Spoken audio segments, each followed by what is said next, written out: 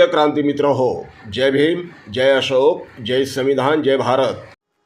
नुकत्याच झालेल्या स्थानिक स्वराज्य संस्थांच्या निवडणुकांमध्ये वंचित बहुजन आघाडी आणि रिपब्लिकन सेनेला जे अभूतपूर्व यश मिळालं, न भूतो अशा पद्धतीचं जे घवघवीत यश मिळालं, त्यामुळे संपूर्ण महाराष्ट्रामध्ये आंबेडकरी वस्त्यांमध्ये, बहुजन समाजामध्ये आणि एकूणच आंबेडकरवादी पुरोगामी समाजामध्ये एक आनंदाचं वातावरण आहे, एक आनंदाचा माहोल आहे आणि आशेचा किरण सुद्धा आहे।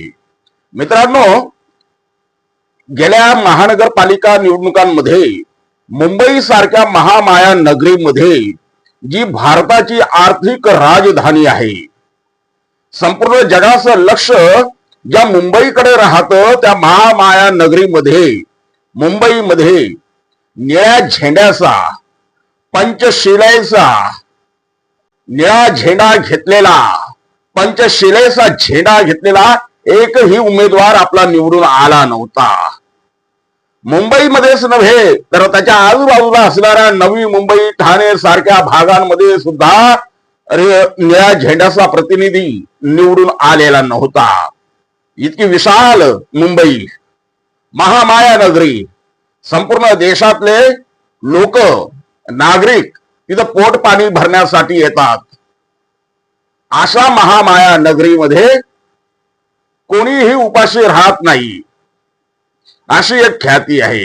ज्या महामाया मुंबई नगरीमध्ये कोणीही उपाशी राहत नाही, त्या ठिकाणी मात्र आमच्या आंबेडकरी समाजाला राजकीय प्रतिनिधित्वाशिवाय उपाशी राहावं लागलं। आमचा एकही प्रतिनिधी महानगरपालिकेमध्ये नव्हता आणि त्यामुळे आता ज्या स्थानिक स्वराज्य संस्थांच्या निवडणुकांचे निकाल लागले, त्यातून एक आशेचा किरण निर्माण झालाय की नाही, आता ह्या वेळेला मुंबई महानगरपालिकेमध्ये आमच्या हक्काचे लोकप्रतिनिधी निवडून आल्याशिवाय राहणार नाही।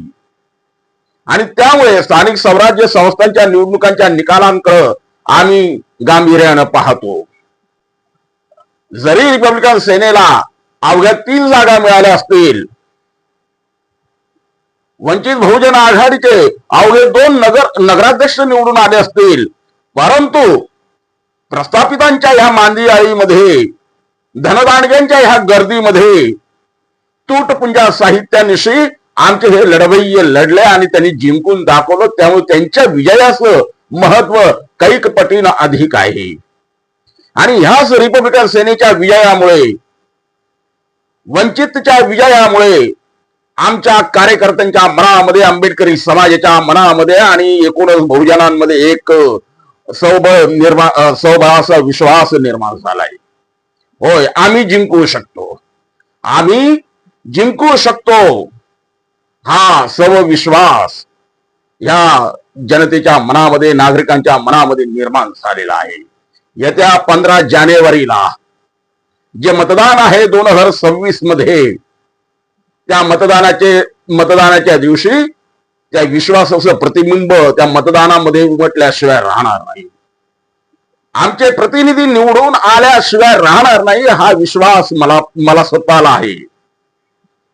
मित्रांनो, मुंबई महानगरपालिकेमध्ये असेल किंवा तुमच्या नवी मुंबई, ठाणे सारख्या भागामध्ये असेल किंवा एकूणच 29 महानगरपालिकांमध्ये ह्या वेळेला प्रत्येक महानगरपालिकेमध्ये आंबेडकरी समाजाचा निळा झेंडा घेतलेला सच्चा आंबेडकरवादी लोकप्रतिनिधी तिथं तुम्हाला दिसून येईल, निवडून आलेला तुम्हाला दिसून येईल। मीरा भाईंदर सारख्या महानगरपालिकेमध्ये परप्रांतीय निवडून येतात, परंतु इथे असणारा स्थानिक आंबेडकरवादी का निवडून येत नाही? आता हे चित्र बदललेलं दिसेल। मीरा भाईंदर सारख्या महानगरपालिकेमध्ये देखील आता आंबेडकरी विचारांचा लोकप्रतिनिधी निवडून आलेला असेल। आपल्याकडे दिवस कमी आहे। मी या व्हिडिओच्या माध्यमातून आंबेडकरी जनतेला नम्र आवाहन करतोय, आपल्याकडे दिवस कमी आहे, अवघे 15 दिवस आपल्याकडे आहे। आपल्याकडे पैसा नाही, धन नाही, संपत्ती नाही, साहित्य नाही, आहे त्या साहित्यानिशी, आहे त्या सामुग्रीनिशी आपल्याला लढायचं आहे। फक्त 15 दिवस आहे, लढा, ताकदीनं लढा, यश आपलंच आहे।